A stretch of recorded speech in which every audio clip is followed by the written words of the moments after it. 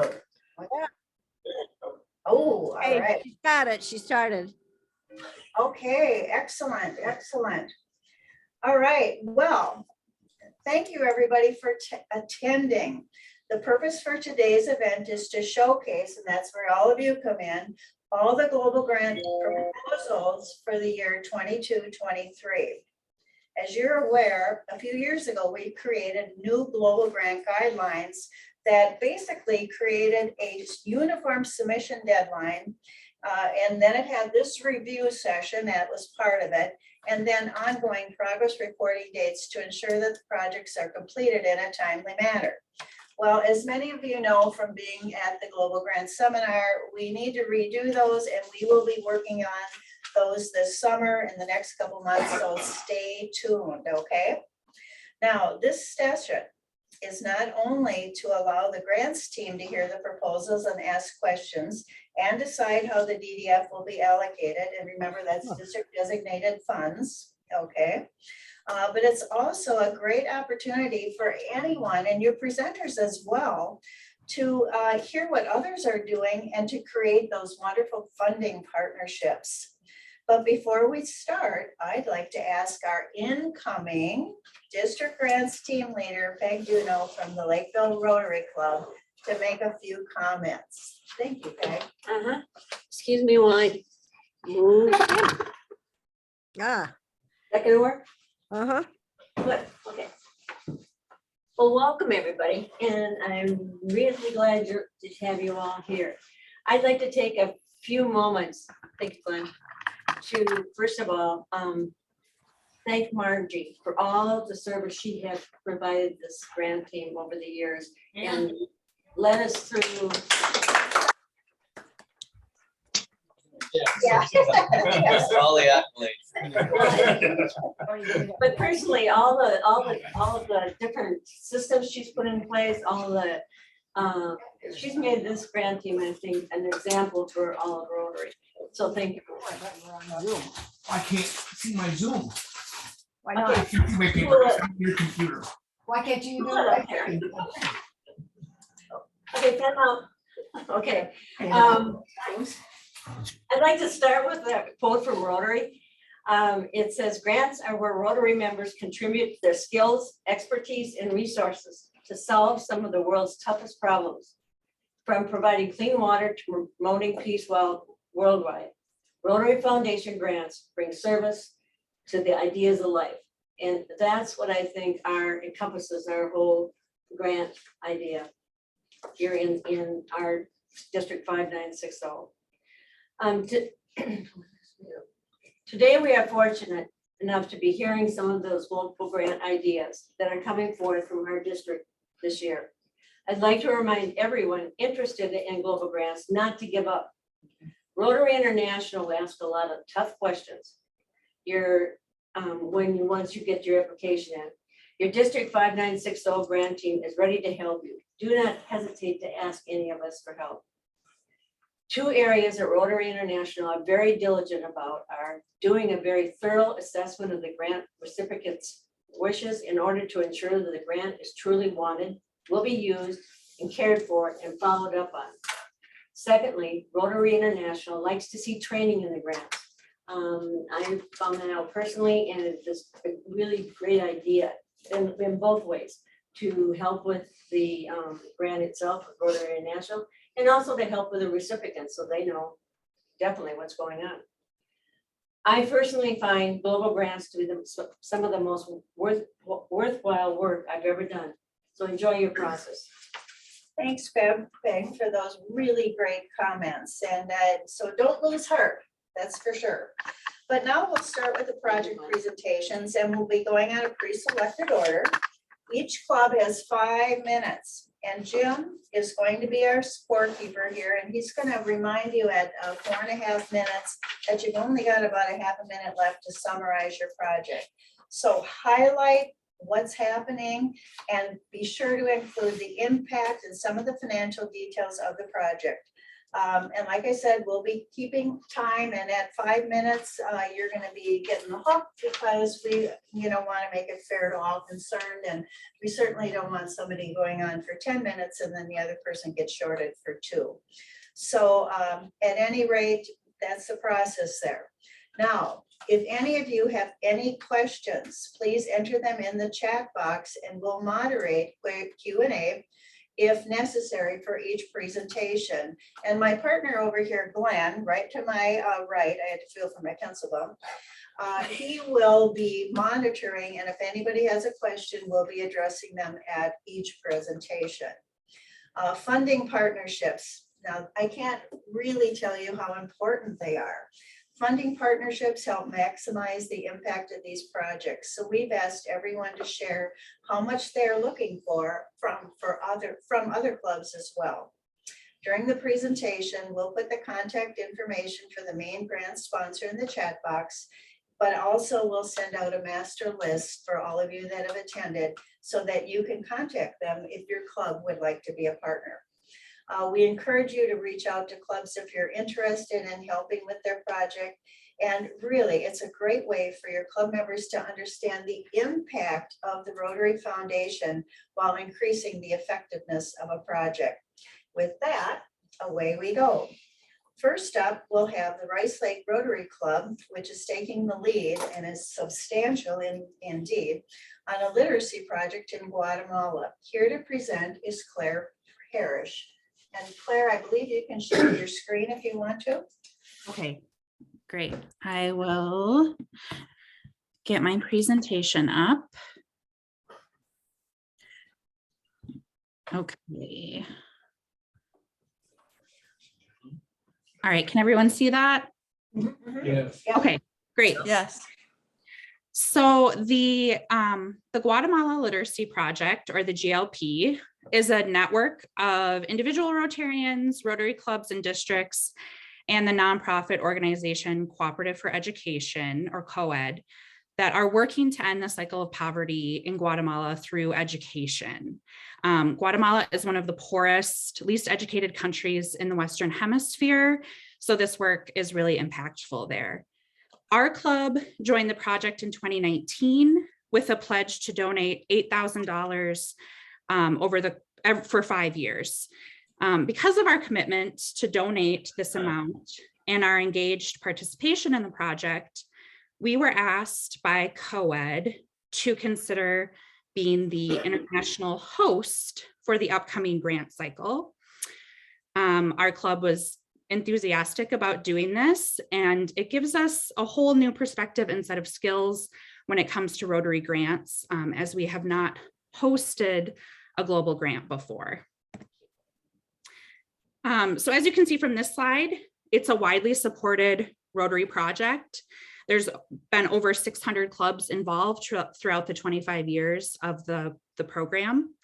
As hosts, we're making a commitment to be the custodian of an estimated $576,000 grant that will go directly to helping build literacy skills of thousands of youth, with contributions for this upcoming cycle expected to be coming in from at least 125 Rotary clubs and 25 districts, which is where you all would come in.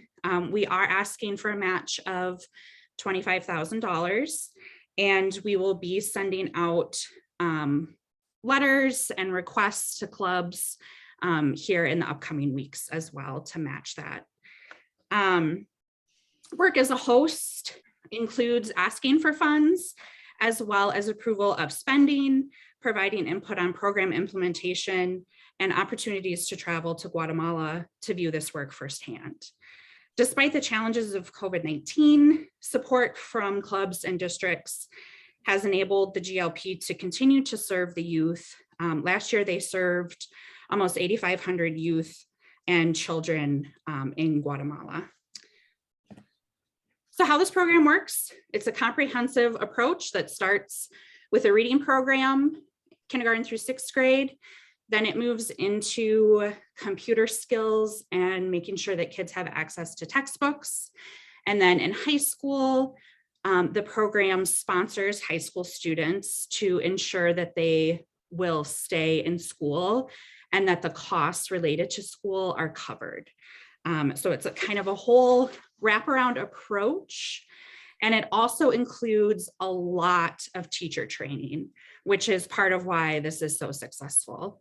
And during COVID, this work included pivoting to online virtual training for teachers, book deliveries to homes for students, and creation of some take-home study cards that the kids could use who didn't have access to a smartphone or any kind of technology at home, which was quite a lot of the students. And those take-home study cards have been really successful, and they're going to continue to use those moving forward. So how do we figure out where the communities are that need to participate in this program? Needs assessments for this grant are completed on an ongoing rolling basis. They're done by GLP staff, Rotarians in Guatemala, the Cooperative for Education, and they come in from the Guatemalan Ministry of Education as well. So kind of everyone is on board with starting a program in a community, and they work really closely with the school and members of the community that they want to take the program into to make sure that this is going to be a 30 success. seconds. Okay. Woo. So much information. This is our draft budget, which I can go into details if anyone has questions about. Kind of breaks down all of the areas. There's opportunities to travel to Guatemala, which we're really excited about. Jennifer Jones is making this her basic education and literacy program of the year. So she'll be traveling there in February, which will be a great opportunity for us to talk about all of the wonderful things that our district does. Thank you. Great job. Great job, Claire. Great job. And thank you, and good luck with that new little Rotarian that's about to be born. Yeah, thank you. Yeah, we wish you the best. Make an appearance soon. I can imagine. All right, well, after hearing about Lakeville, now we're going to move on to a grant that will support women and girls in Mozambique. And here is our very own Peg Duno to tell us about that grant. We have to position the camera. Thank you, Glenn. Good evening. Okay, well, you don't need to say me. Lakeville Rotary, start over. Lakeville Rotary has a long time, I don't know how that works. Can you guys hear me, just to make sure? Yes, Okay. That's all. yes, I can hear you. Okay, Lakeville Rotary has a long time friendship with Boise, Idaho Rotary. Our first, well, the first one in Ecuador, both of us were on team on that. And since then, oh, that was what, 10 years ago? We have gone back and forth and supported each other's grant. Lakeville Rotary has pledged $1,000 to Boise Rotary in exchange for Boise doing Lakeville's greenhouses last year. In 2022-23, Boise Global Grant is the second part of a global grant that Boise did a few years ago when they purchased a truck to support mobile healthcare brigades in rural surrounding Gorgonzola National Park in Mozambique. Mozambique, thank you. The second global grant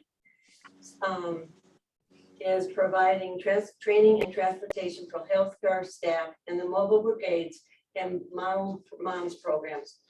The mobile health brigades through mobile medical clinics is possible to reach some of the most vulnerable families in some of the most remote areas of the Gorgonzola region. For many people, this is the first time they've ever come in contact with a medical professional. The demand can be overwhelming as sometimes hundreds of people show up to receive a wide variety of medical care. The model moms are women from the community, are well-respected local women that advise local residents on how to provide good nutrition to their children. The Toyota Land Cruiser that Boise Rotary aims to purchase is the transportation for the personnel providing these vital medical services. The roads are in terrible condition, as you can imagine, and the only vehicle, like the Toyota Land Cruiser, is capable Okay, turn to of the camera. transferring the roads effectively. During the rainy season, they are impassable to all vehicles. So I'm asking just for a match of Lakeville Rotaries or DDF $1,000. All right, so any questions for Peg at all? All right, Peg, very good. You only had 2.5 minutes. Yeah, save us My time. goodness, I'm we're- logging into the Zoom, so I can, hopefully there won't be any Oh, feedback. okay, If there okay. is, I'll stop it. All right, sounds good. Well, thank you, Peg. You're welcome. And up next, we have the Northfield and the St. Paul Rotary Club who would like to contribute to a grant that they're partnering with at District 1010. And this is a water project in Tanzania. So here is Valdi Stephenson to share more. Yeah, let me share that this came from our incoming DG. It was Dale who found this great project. I found out later that some Rotarians in our district have traveled there to go on safari. This is in northwest Tanzania. You know, think Masai Mara and Ngorongoro and stuff. So that was the connection. And like so many people who travel to that part of the world, they saw need. And this project is actually will be, the international partner is in Elgin. I thought that was in Illinois. It's in Ireland. Oh, wow. And, but I think that our district can play a viable role. Dale has asked our club to contribute some money. And Vicky Dilly from Northfield has a pledge as well. And I think they're gonna ask other clubs. It is an impactful project to the degree that it'll help 9,300 individuals.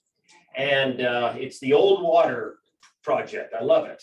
Drill a well, there'll be storage tanks, solar power, and 14 taps along a path throughout the communities. So it hits the water and sanitation and hygiene button as far as an area of focus.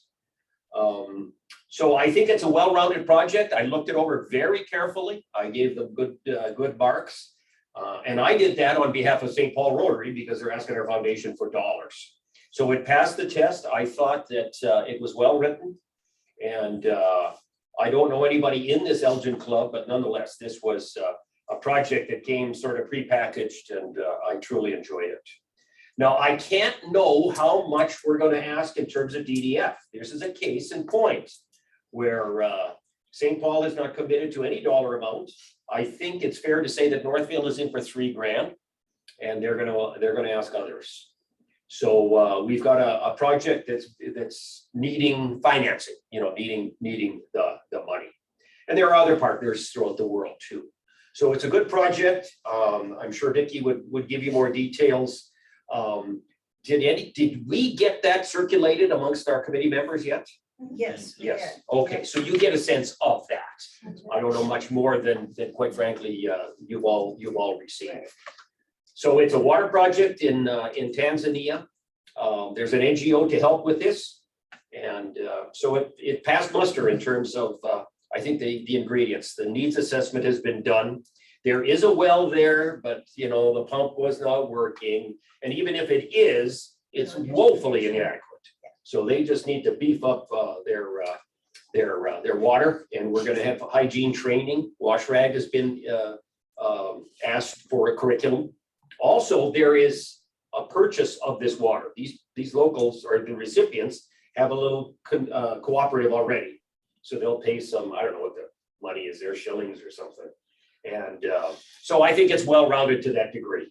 This is sustainable, and I asked, of course, about solar. You know what I mean? We don't want that system to fry. But the truth is, they're well adept at that. My reservations melted away when I heard about, the committee that's running this operation, and they're not gonna hit the wrong switch and burn up the inverter there. So without Vicky's assistance, I guess that's all I've got to say for now. Okay, if Vicky, if you're on, you can add something. You've got how many seconds? Oh, you got a minute. Oh, here's Vicky. Okay, Oh, you were here. I'll just say that this is based, there's an NGO called Project Zawadi, and I actually worked for them before retirement. They're based in St. Paul.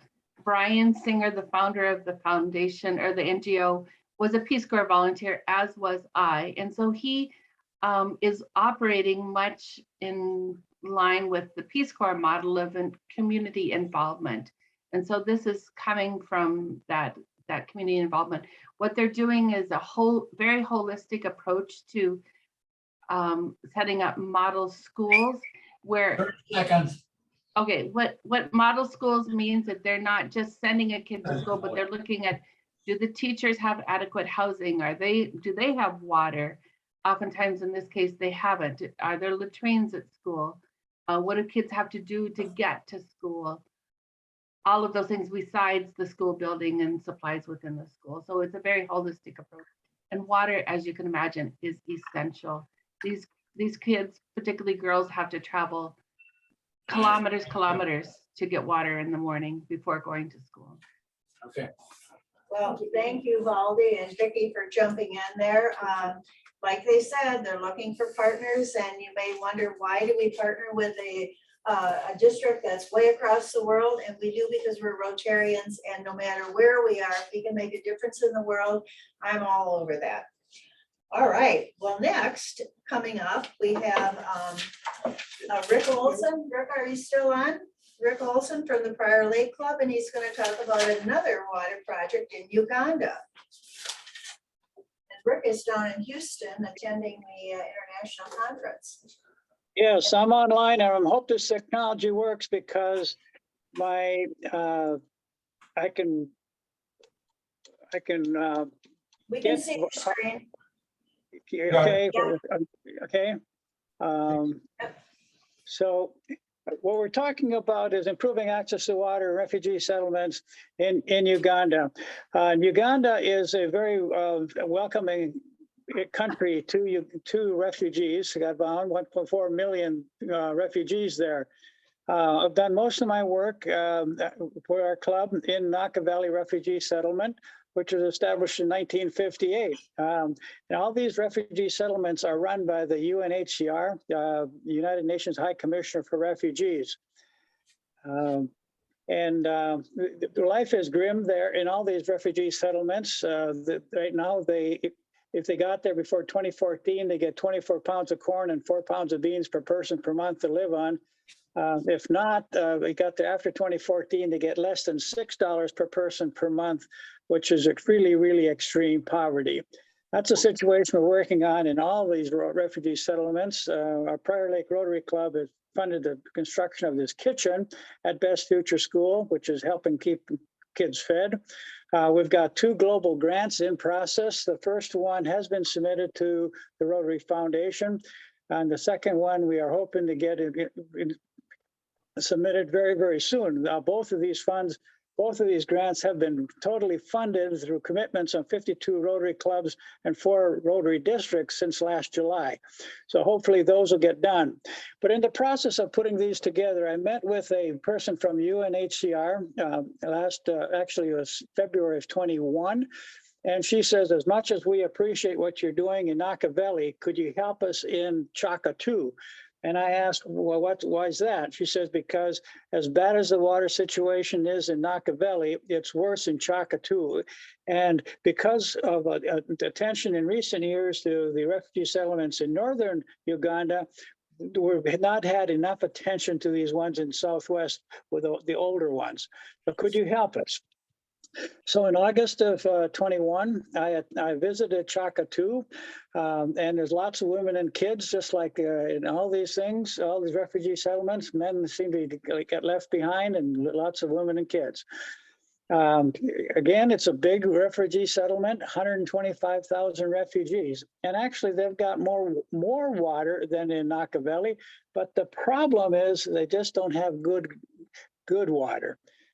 How they operate all these refugee settlements is they have water points where water is available at the borehole or end of a pipe, and people bring their jerry can there to them to get filled and haul home. Now, some people can afford to have a water carrier do it for them, like the men on this bicycle. But a much more common sight is this: girls carrying water. That is the girls' role in many of these settlements, which is bad because they're not going to school and they're very subject to sexual abuse and rape. They collect water from wherever they can, even if it's not drinkable. Disease is a huge problem, particularly malaria, but also typhoid.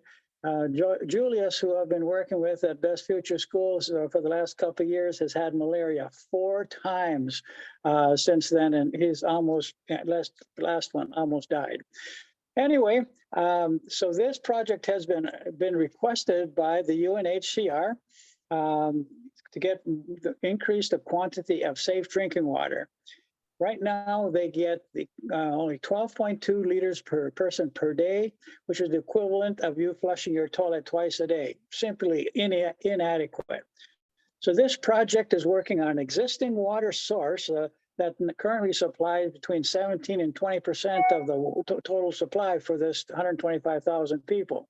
So this project would add a 70,000 liter settling tank, in which would then water would be pumped up to this 100,000 liter tank, additional tank up here, which would increase this water supply from this one water source about double it. So it's a huge, huge impact on 125,000 people. Like I said, it's sponsored by Kampala South Rotary Club, requested by UNHCR, working with the UNHCR. Yeah, Oxfam too. Oxfam, yes. So that I'm all done? Mm-hmm. No, you had 30 seconds, I think. Oh, okay. And I've committed to raise funds for this group.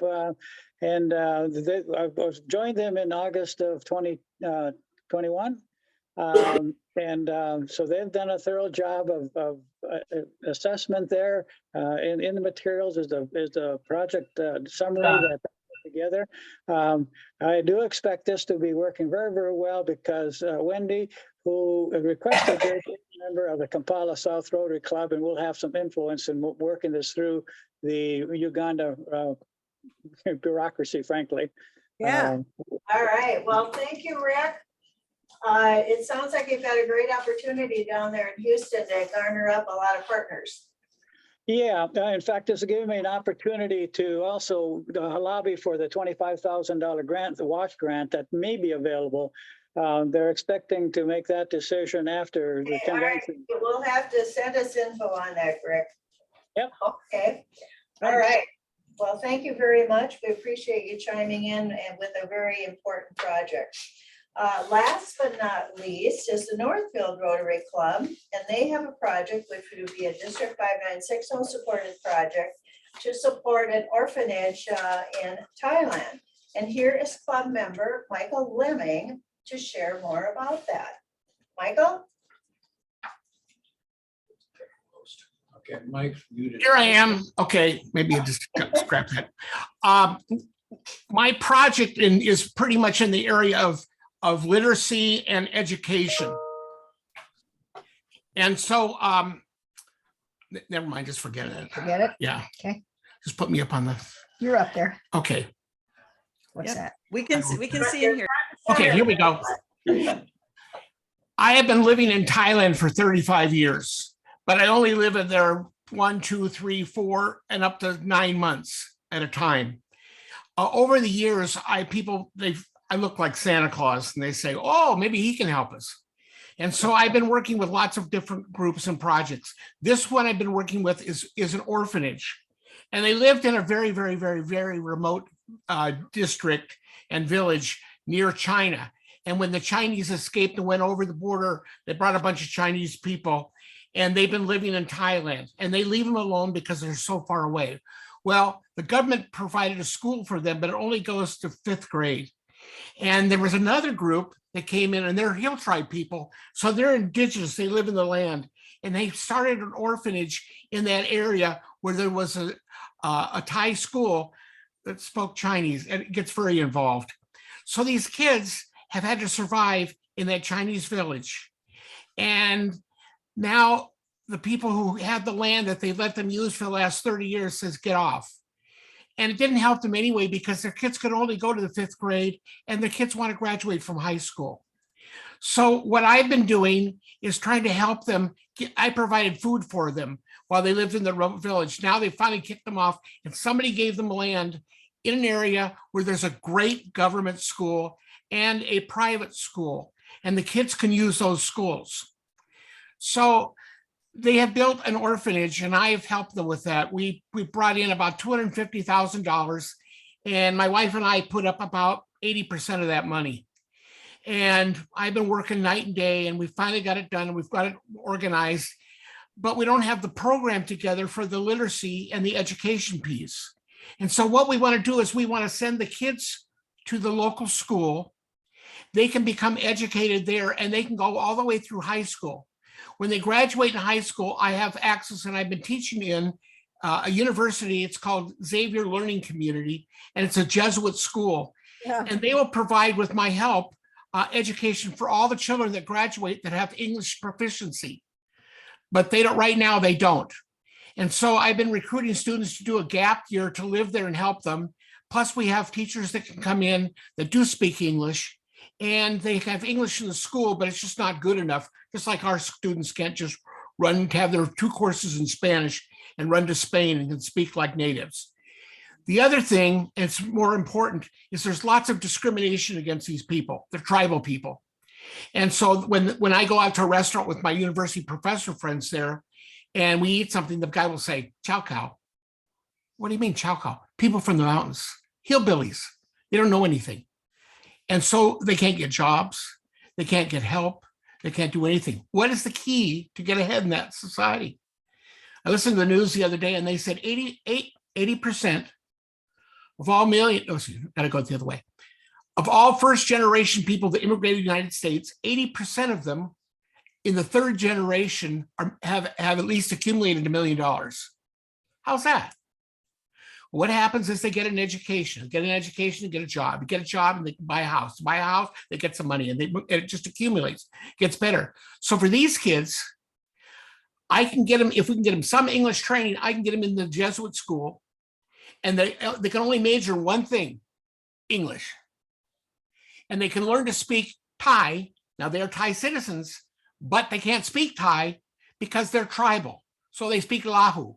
So they go to the school and they can learn to speak Thai, and they could do well.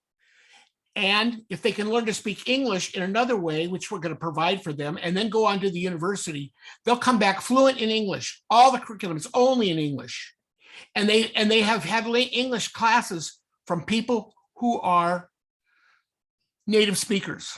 So they don't have any language teachers. They're English people, English speaking people. And so they learn that way.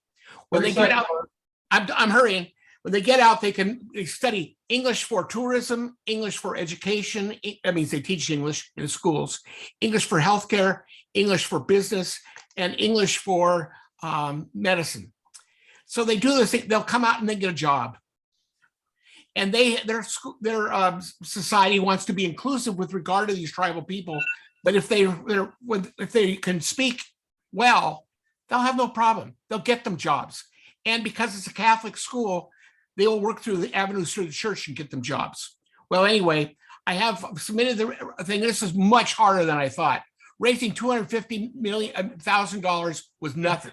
Writing the grant was tough. Has just begun. So I take it the Northfield Club is looking for partners on this particular project. So Michael's name was in the chat box, and we'll be sending out info. If your club is interested in educating folks like we all are, go for it and see if your club can make it. Even more than that, when you have a Rotary student that comes to America, or you have American students who want to go to another country, those people could come and do a gap year. And we'll pay for their travel, we'll pay for all their food, and give them a small stipend. So they can have experience before they go out later on and go to college, or even after college. Well, I think that's great. And thank you very much for participating today. We know it was not easy for you. So we appreciate all your efforts to get on board here and to be able to show your screen. Wonderful. Well, I think all of you, can we turn that camera a little? What, you want to be in the one light? I think that you'll all agree that we just heard about 5 different and really great projects. These projects are creating positive peace in different ways. And I am very proud that those efforts will be maximized since they are requesting grants from the Rotary Foundation. As you are probably aware, a portion of the funds that we all, every one of us, contribute to the Rotary Foundation's annual fund come back to us to use in providing matching DDF for these grants. So in essence, these 5 projects showcase how our donations are being spent to make a positive impact and a difference in the world. Each of you who has contributed will be very proud of what your donations are doing and how they're helping people. Well, now that's how we're spending the money that we've donated. Obviously, the more funds we contribute, the more positive peace we can create in the lives of others. The needs for Rotarians doing good in the world continues to increase, so the donations need to be increased as well. The more we raise, the more we'll be able to spend on grants. Like maybe next year we can actually go up to $30,000 as a match, a total maximum match for a global grant. But examples like these that you have seen today really do have the capability of changing lives forever and ever. So I'd like to ask you to think about 2 things today. First, as you've seen today, contributions to the Rotary Foundation equate to positive impact in the world. Know that when you are making a contribution to the Rotary Foundation this month or any month, you are creating positive peace with that donation. Second, think about how your club can partner with these clubs that are presenting today. Many of them are looking for clubs to help fund their grants. So your club's contributions will help maximize the impact that they will make. And aren't we all about helping the world to be a better place to live? So thank you to our grant sponsors and most importantly to the grants team members for your efforts in changing lives of others. And thank you to everyone for your contributions to the Rotary Foundation. Every dollar that we give creates positive peace. And now before we close, I'd like to turn it over to Peg for some housekeeping details. So for all of you that have presented, listen up. So Peg, take it away. Thanks, Margie. And thank you, Glenn, for checking it back and forth. The grants team will be deciding the amount of DDF on each project we'll receive. And you should hear from me about this information as soon as possible. Now would be the time to get all the missing pieces completed and finalize your financing page so that you are ready to enter the grant information into the RI website on July 1st. Please do not do anything before July 1st. Because the DDF award is for the 2022-2023 Rotary year. A few things about entering the information. Be sure to identify each club that is contributing to the grant, as it's important that all clubs be identified and recognized properly.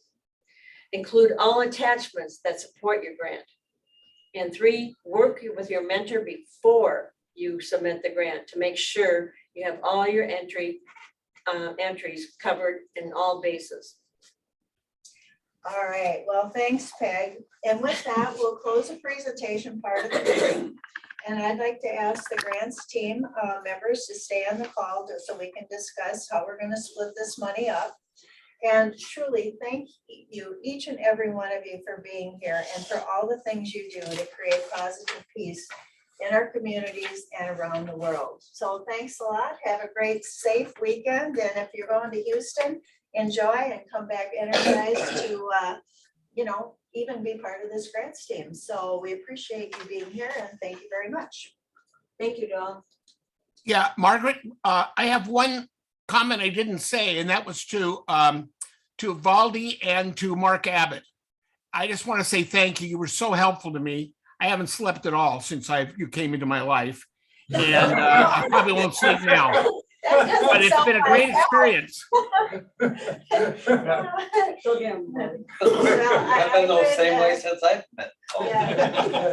listen to your mentors, because believe me, they have a lot of experience, and we want to make sure that these things go through on the first time. And and it's like there are little idiosyncrasies with all of these global grants, and the mentors can help you sidestep some additional problems if you don't listen to them. So there you go. All right, Mike, take care. Thank you. Bye-bye. I know. All right. Yeah, that. Start from meeting up.